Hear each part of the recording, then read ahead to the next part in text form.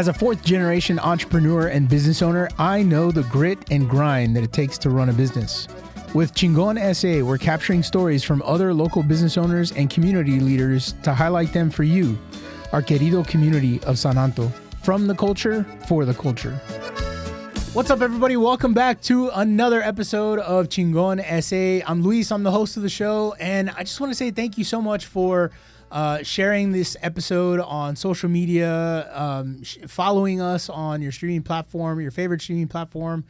It really does help us grow our audience with like-minded individuals just like you. So thanks so much for doing all of that. Super excited about today's conversation with Mr. Joe Trevino. He's a seasoned marketing and sales leader with a proven track record of building and growing business divisions from the ground up. Super excited to talk with him about that.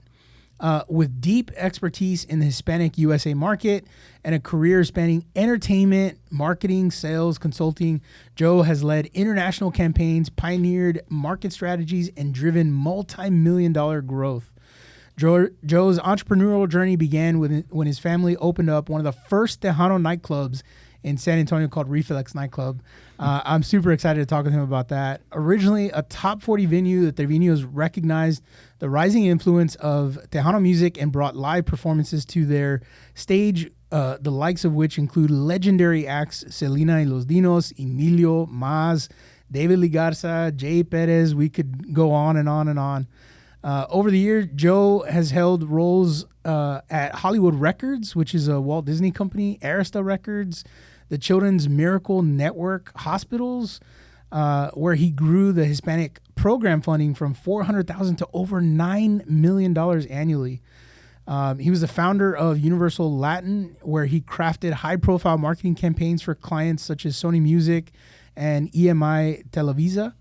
And included collaborations with icons like Flaco Jimenez, Freddie Fender, Los Lobos, and many, many more. Today, Joe brings his consultative and relationship-driven approach to his role as a mortgage loan officer with New American Funding. And he helps guide clients through important financial decisions with the same dedication and integrity that has defined his entire career. Joe, thanks so much for being on the show, man. Thanks for having me. I appreciate it, Luis. What do you think about that bio? That bio is pretty good, Kind of man. lengthy. And that's what I condensed it a little bit. It makes me feel old. Oh, well, that was certainly not the intention, but I love it anyway. Man, one of the things that I've always found fascinating about you is I really want to know how you got into the nightclub world, and then from the nightclub world into running music world. Into the music world. You know, everything, Luis, I think is timing. You know, I've often heard that word. You know, that you got to be at the right place at the right time, and I truly believe that's what played a role in how my life played out. My father was able to retire early. He retired in his 50s, and he'd worked for a brewery or a beer company here in San Antonio, and prior to that was with the bottling company. So he had connections within the business world. And he came to find out that this nightclub that was in existence, it was a 7-day-a-week nightclub. It was a top 40 venue at the time. It was called Scratch, was for sale. And he said, you know, I'm still young enough. I want to still keep doing something. And so my brothers and I got together and we said, hey, well, let's look at this opportunity. So we were able to purchase the nightclub and kept the entire staff on board. So the only thing that changed was ownership. Yeah. And it was a top 40 club at the time, and you know it was real popular with like KTFM and KITL. I believe those were the stations. And that's what we would have, you know, some of the different radio jocks come out and do, you know, their shows there at the club. But then we also saw the emerging Tejano market, and so we started doing Tejano music one night a week on Sundays, which is typically the toughest night for a nightclub. Sure. But we started doing live music on Sunday nights, and we were packing the house. And then we said, you know, we've got something here. What was the time frame around this? This was late 80s. Okay. I want to say 88, 89. Yeah, it was kind of like the rise of the Tejano music industry. It was, you know, at that time, Tejano music was only on an AM radio station in San Antonio. Wow. It was shortly thereafter that it went over to the FM side, and then at one time, San Antonio had 4 different stations playing Tejano music, all FM stations. Yeah, but you know, it was like the birth, if you will, of Tejano music, because as you mentioned, you know, on the stage there at the club, we had Selena Los Dinos, we had La Mafia, we had Miles, we had Emilio. I'll never forget, that David Lee Garza was playing there one night, and Oscar G was his vocalist at the time. Oh, wow. But he had Jay Pettis come and do a couple of guest songs with him. Everybody said, that's going to be David Lee's next vocalist, And sure enough, that's what happened. Yeah. And but then it was an incredible. on. So you asked how, the transition from me being so I kind of like shadowed the general manager of the club there, and then assumed that role in the second year. And during that time, a couple of different record labels were coming out and scouting Tejano music. And one of the individuals that came out and scouted was when Emilio was there. And he introduced himself to me, and we became good friends. He, at the time, was managing the Texas Tornadoes. Okay. So that was where the Flacco and Freddie Fender, relationship started. So fast forward a couple years later, and the same individual is now with Arista Records looking at starting up a Tejano division in Texas. Wow. And he calls me up and says, "Hey, Joe, would you be interested in coming to work with me?" And I said, I don't know anything about the record business. He goes, "We'll teach you. Don't worry about that." So I ended up getting hired to Arista Records as a record promoter. And I spent a couple of weeks with the Arista Country division, going out promoting, different artists and so forth, and seeing what it is. It's basically just relationship building at radio stations. Yeah. So then we started the record label from scratch. The individual that I'm talking about, his name is Cameron Randall, became one of my mentors. And we started Arista Records. One of the first acts we signed was La Diferencia. Mm. And after that was Nidia Rojas, and then we had a couple of other artists that we signed, Joel Nava, La Diferencia. Yeah. But the La Diferencia, our first signing, went on to become a Grammy nominee for their first album release, which was, it was, so once that Grammy nomination came out in Mexico, became aware of the band and wanted them in Mexico. So it was, I was like traveling from Mexico in the U.S. and California, just, promoting the album. And that first group with us at the time went platinum sales, which is over 100,000 units, and that was unheard of for a brand new Tejano band, to have. Yeah. So I'm very proud of that. They did extremely well and opened the door for us. That's awesome, man. So I'm curious. Let's go back a little bit further. So what were you doing before you got into the? Did you go to school for business? Like no, I did. I went to San Antonio College, and I did not graduate from college. It's one of my biggest regrets is not graduating. But I went to SAC here in San Antonio, and I was 22 years old at the time, and I got a job with Southwestern Bell, which is AT&T telephone. Yeah. So, okay. And I got a job selling Yellow Page advertising. And most of the individuals, and that was a pretty hard job to get at the time, because you had to go through an assessment type training. It was an all-day type thing, where they put you through these mock simulations where you're in different roles and so forth, and that's what determined whether you'd get hired or not. And I was able to get hired, and I worked there for 8 years, and it was a very interesting job because at the time, Yellow Pages advertising representatives were the only people that were commission sales at AT&T. Yeah. They never had any idea that Yellow Pages would come as big as they did. Wow. I mean, because at the time, this is like, I'm talking late 70s, early 80s, there were Yellow Page people making $100,000 a year. Wow. And their managers were making... Back in the 70s and 80s. Yes. And their managers were on a salary of $45,000. Oh, my God. So there was no incentive to become a manager. Right. Unless you wanted to climb you were on the sales force. But... It was an interesting job because you traveled all over South Texas. So we basically worked the San Antonio area, then we'd go down to Laredo, then we'd come across to the Valley, and then we'd come back up to Corpus, and then back to San Antonio because these Yellow Page phone books were distributed at different times throughout the year. Yeah. But it was one of the first times that I learned an extremely valuable lesson in my life, that speaking Spanish was an asset. Oh. And it has been to this day, Luis, every single role that I've had from back then selling Yellow Pages advertising to today, the ability to speak Spanish and be bilingual has been huge for me. I mean, it's no different today. No, I think it's even stronger today. Yeah, 100%. But unfortunately, a lot of our youth have lost that ability. Oh, man. And that's sad to see. Yeah. But I would not be where I'm at today were it not for the ability to speak Spanish. Yeah.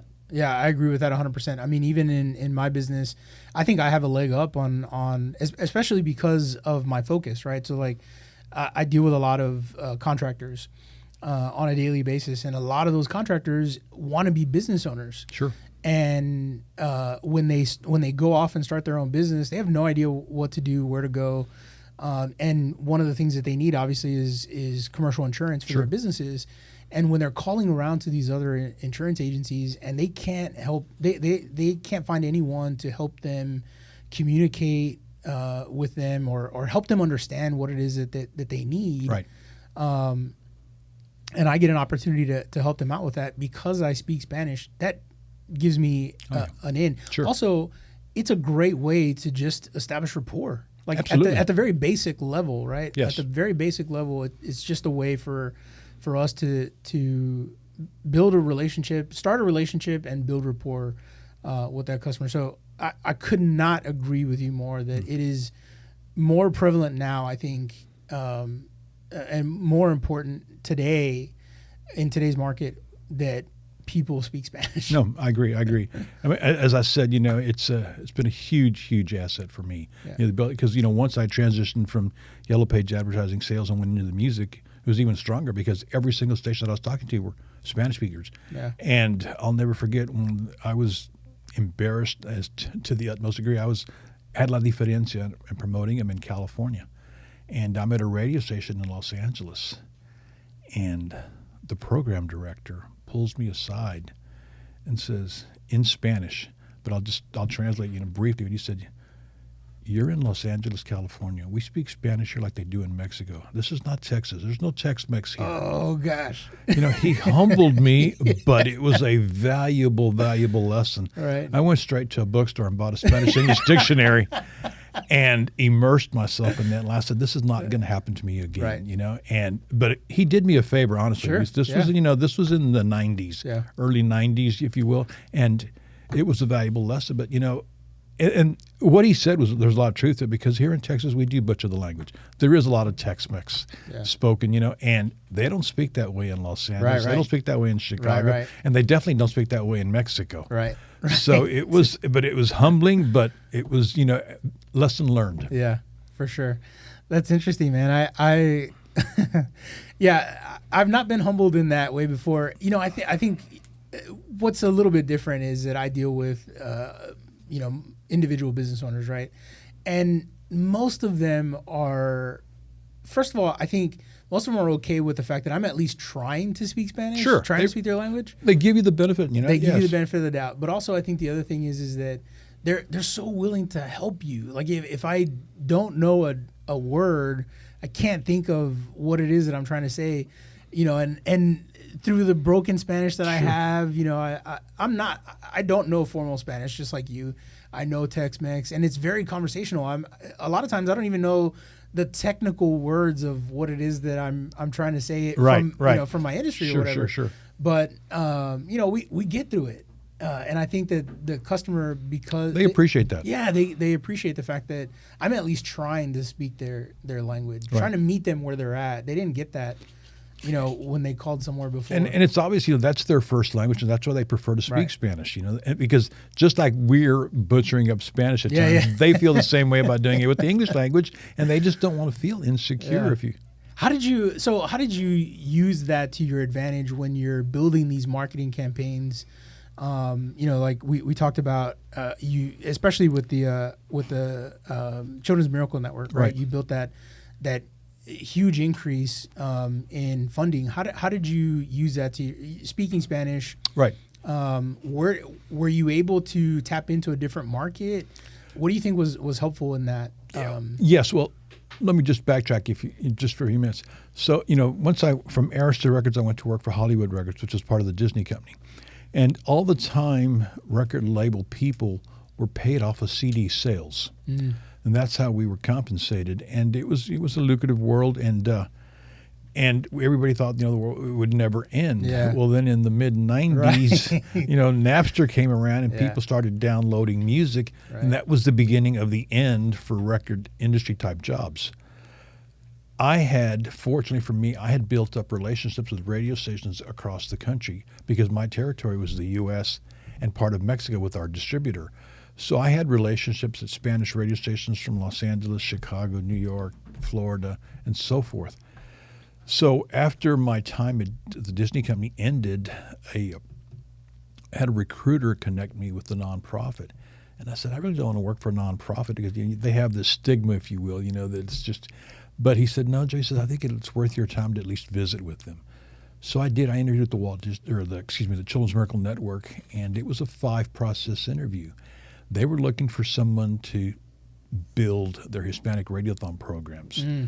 And prior to that, Children's Miracle Network started as a telethon. The Osmond family, Maria Osmond and her brothers were the ones who would come out and do a 12-hour telethon to raise money for Children's Miracle Network hospitals. So telethons started becoming very expensive to produce because of television and so forth. So they transitioned into radiothons. And Children's Miracle Network had a very successful radiothon division, but they didn't have the same component in the Spanish world. And they're headquartered and based in Salt Lake City, Utah. It's kind of like the middle of nowhere.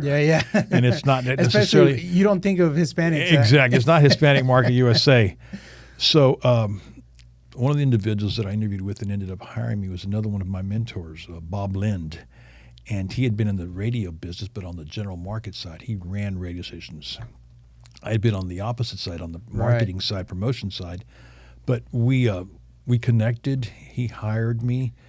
And I'll never forget, the position that I was looking at was a director's position. And after our interview process, he said, you'll get a letter from us as an offer letter. And my offer letter comes in the next day, and he offered me a VP position. Oh, wow. Based on my experience, he was just that impressed with the ability. So I took it upon myself. So, again, what we do, Luis, and back to my Yellow Pages days and to the music industry, we're always selling. You got to sell yourself first, and then you sell the product. Absolutely.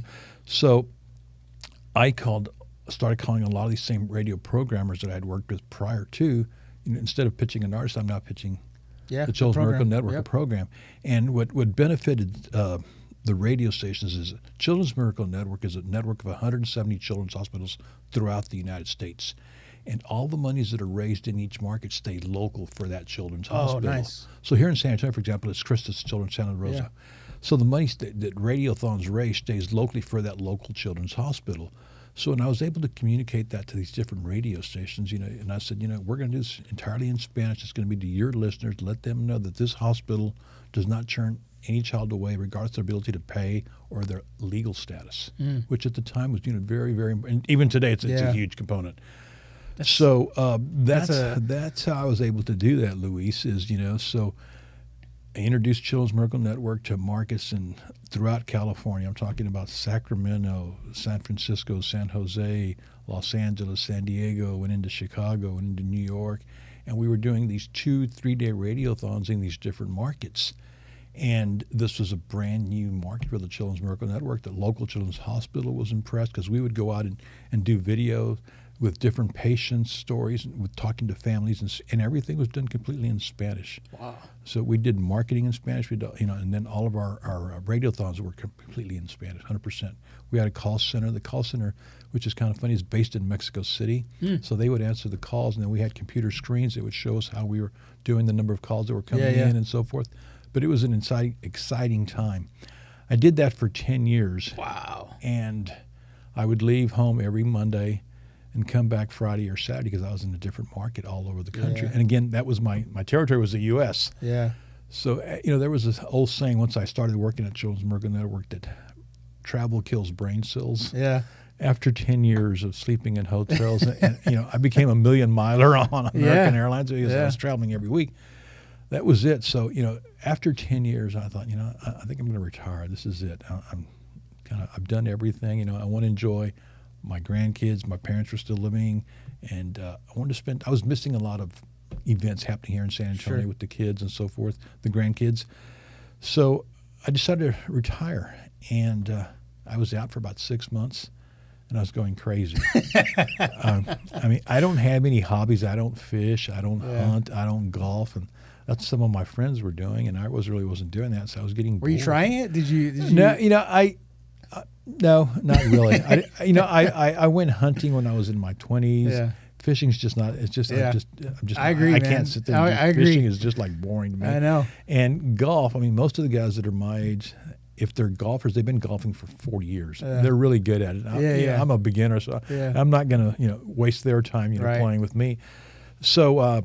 And I think like you're the same as me in this regard. I think that if you're gonna do something, you want to be the best at it. You want to do it well. Yes. You want to do it well, yeah. And it's hard when you're not doing it well. So, some of it might be embarrassment. Some of it might just be like you just know you're not good at it. Sure. So I'm not even gonna try. Why do it? Yeah, exactly. I hear you, man. I totally feel that. Yeah. So one of the people that I had signed when I was back at Arista Records was a local singer-songwriter, Rick Orozco. Yeah. And Rick did really well. He ended up going to Nashville. He signed a publishing contract with Capital EMI and almost had a couple of songs cut by Kenny Chesney and Miss George Strait cut by just one or two songs. But he was a prolific songwriter. But he had gotten into sales, once his songwriting career kind of ended. He had gotten into car sales there in Nashville. And then from there, he got into mortgage. And I had run into Rick a couple different times on airplanes here, leaving San Antonio and so forth. And he's, he said, Joe, he says, you need to talk to me. He says, I'm in the mortgage business and you do really well at it. He said, you're a people person.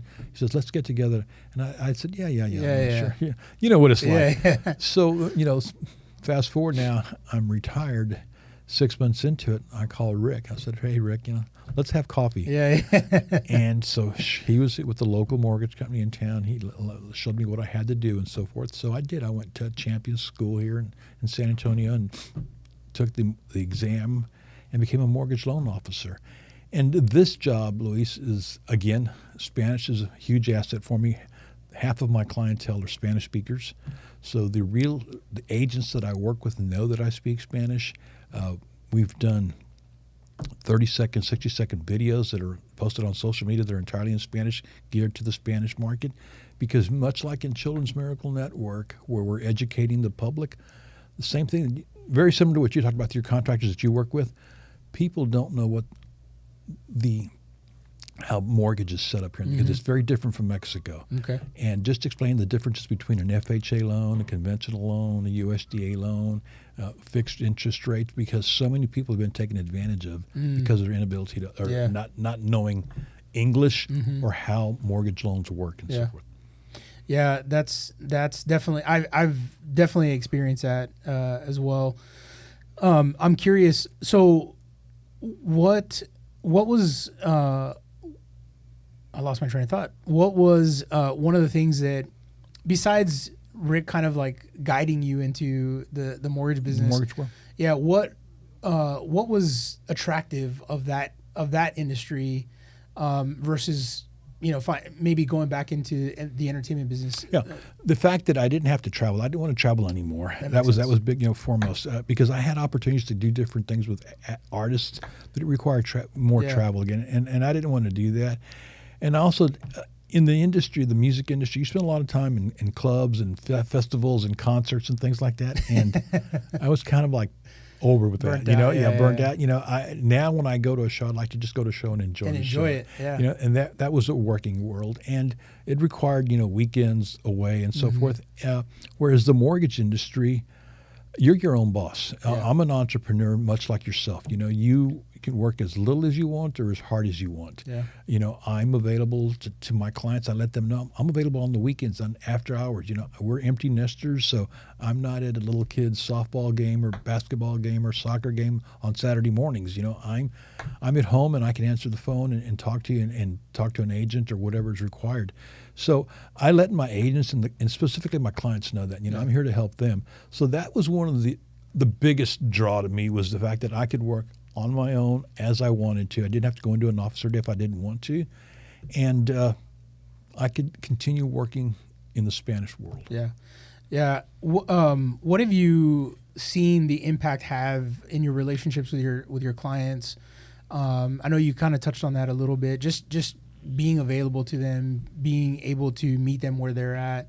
But what kind of impact have you seen what you're doing have in your community? It's I wish there were more people like you and I that could speak Spanish. There's a lot of people that say they speak Spanish and they don't. I mean, within and again, you know this too because it happens in your line of work as well. But in the last 10 years, we've seen a huge influx of Mexicanos from Mexico that are moving to Texas and San Antonio specifically. It's for whatever reason they don't feel safe or they don't want to raise their children in Mexico, and they're coming to the U.S. And I think the ability, that we have been able to communicate with them in their native language and understand the cultural differences, because culturally we're a very different people. And I think the fact that we recognize that and can help them in that regard speaks volumes. I mean, I think that's why, there's a saying that that we talk about with a lot of the real estate agents. The Mexicano client, the Mexicano client from Mexico who's moving to the U.S. or is already here, he's been here for a year or two, he's renting, and now he's looking to purchase a home. They don't want to do anything over the phone or via email. Interesting. They want to come meet with you face to face. So, the majority of our work now is done electronically. Yeah. But the Mexicano wants to bring his tax returns, bring his pay stubs, bring his bank statements to my office and meet with me in person. And, that's just a cultural thing with them. And also because I think they've heard stories or horror stories where people have been ripped off or taken advantage of. Yeah. Their numbers have been, used or whatever. And that's fine with me, Luis. So I will meet with them, and they'll bring in, a stack of, all their documents. We'll scan everything and so forth. But I think the fact that, and first impressions are important to them. Yeah. It's if they don't like you, the meeting's short. They're going to walk away. But if you can, convince them, and once again, it goes to sales. We're selling ourselves. If I can sell myself to that client, it's usually a man and wife together. If I can sell myself to them and set them at ease, we're going to close on a home with them shortly thereafter. One of the things that I think that I appreciate about you and about your business and what you're trying to accomplish with your clients, and that I've seen, is you're not just trying to sell them a product, right? It's not about that. Sure, we're in sales. Sure, that's going to happen, right? But I think like you were talking about with your referral partners. How you put out content on social media. Maybe that's not something that you even like to do, but I think you do it because you see that the value that it provides to the clients, and I think you want to help educate them. That's not something that is. I think that's rare in both of our industries, right? Somebody who sees the value in the relationship, who understands that education is more important than the sale, even if they don't buy from you necessarily, right? So I want to commend you on that because I think that's I appreciate super that. important. Thank you. But I think you do the same thing in your world. Yeah, I mean, I try, absolutely. I don't ever want somebody to just buy from me just because I'm the cheapest price. And I recognize also I'm not always going to be the cheapest and you don't price. want to be the cheapest price. No, nor do I. Yeah. If they're looking at just solely at rate, well then I'm not the lender for them. And that's just not the way it is. That's not how I'm built and how I want to conduct my business. I want to give them the complete service. Yeah, for sure. I'm curious to know, kind of looking back over your career, what has been one lesson that you wish you would have learned sooner? Well, I stated at the beginning of our conversation here, that one of my biggest regrets is not finishing school. Yeah. I think that, had I had that degree, it wouldn't have made me any smarter. Yeah. But it would have allowed me to probably do some things differently or move up the scale, the corporate world, at the Walt Disney Company, for example, or even at Arista Records. The C-level jobs required that degree, whether it was in philosophy, or accounting. It didn't really matter. Just so long as you had that paper. Right. And I think in looking back now, in retrospect, that's. The people that can achieve that is something, they can't take that away from you. Yeah. I mean, you've got that for life. Yeah. And that's one of my biggest regrets. Probably that truly, Luis, that is, I wish that I had been more fluent in Spanish earlier on in my career. I think that would have also paid huge dividends. There was a couple opportunities there when I was in the music world that I was offered, my name was popped around as one of the to head up a label in Mexico. And I think that my lack of being completely fluent prevented that from happening. Would you have taken it if it was offered? Yes. Wow. Yes. You know, 'cause again, go back, you know, when my wife and I moved to Los Angeles, that was a huge move because, again, you know, the Mexicanos, we tend to stay close to home. Yep. It's just, again, it's a cultural thing. Yeah. You know, growing up here in San Antonio, you know, I think I only had one cousin that moved away, and that's because he was in the military and he got didn't have a choice in El Paso. Yeah. But he was, you know, discharged in El Paso, but he had met an El Paso girl yeah. and ended up marrying her and staying in El Paso. But growing up, all of our cousins, you know, they all went to school and they all stayed here in San Antonio. Yep. Even in the neighborhoods that they grew up. Yes. Yeah. You know, it's very true. You know, so when I decided to take that job with the Walt Disney Company and move to California, and my parents were like, "Are you sure you want to do this?" You know, and I said, "Absolutely." You know, and it was probably the best thing that ever happened to me in my life. You know, it's just, you know, it's one thing to visit Los Angeles; it's another thing to live there. And then when you come back into San Antonio, you're flying into the city. You know, you're coming in as a visitor. You know, it's very different. Yeah. But you know, I would have definitely taken that because I spent a lot of time in Mexico when I was with Arista and with the Walt Disney Company. I would go to Mexico City, Guadalajara, Monterrey, and I enjoyed it there. It was, you know, it was a different time then. You know, it's different than it is today, unfortunately. But I would definitely have taken an opportunity in New Mexico. Interesting. Yes. Yeah. That's good to hear, man. So, thinking back on your time again, what is, and I guess kind of also looking forward, right? But what does legacy look like for you? How do you define legacy? What does it look like for your family? What does it look like for your community? And what does it look like for your business and your clients? You know, for my family is, you know, I think that I've not done anything that embarrassed them. You know, I think that they can truly say, you know, they're proud of the work and the accomplishments that I've achieved, you know, throughout my career, both in the entertainment world and in today's world, because I've been able to work with family members and colleagues and friends of theirs as well.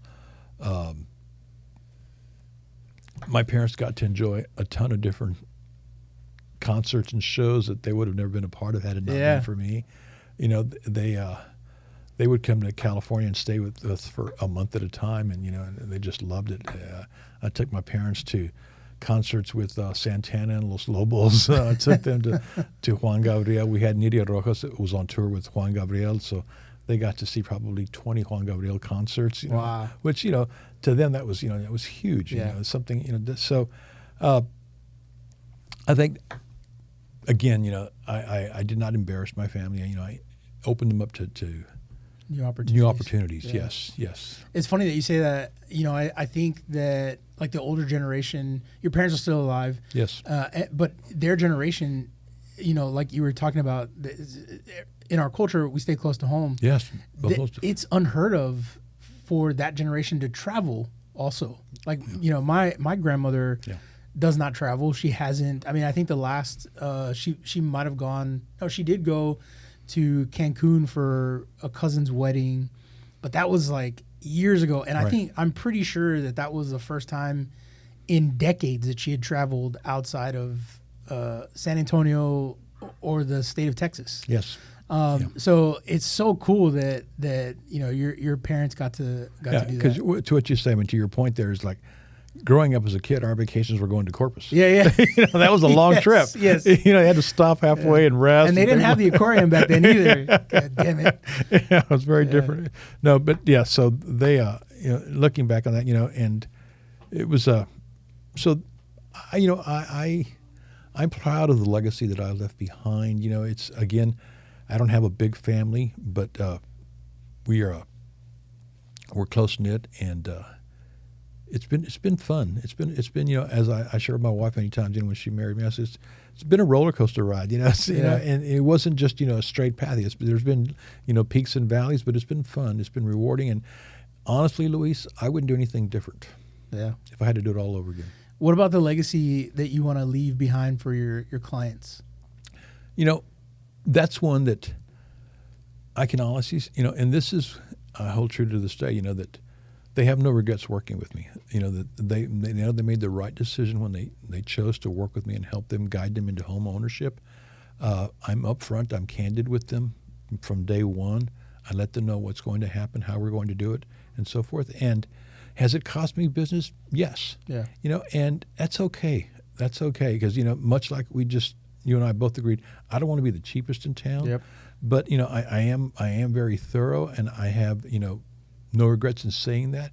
And I let them know that up front. You know, I'm extremely transparent, but at the same time, I'm candid. Yeah. And I let them know that, you know. So, I truly think that they can say that you know, that, and it's proven in the testimonials that I've received, you know. That, yeah. I think some of the legacy piece that I see that you're leaving back behind for your clients is, I mean, a lot of times these are probably people that are buying homes for the first time. Yes. And now your legacy their legacy becomes a part of your legacy. True. Right? The fact that they're now first-time homeowners, that they're able to provide a space that they own for the next generation, right, and the next generation after that.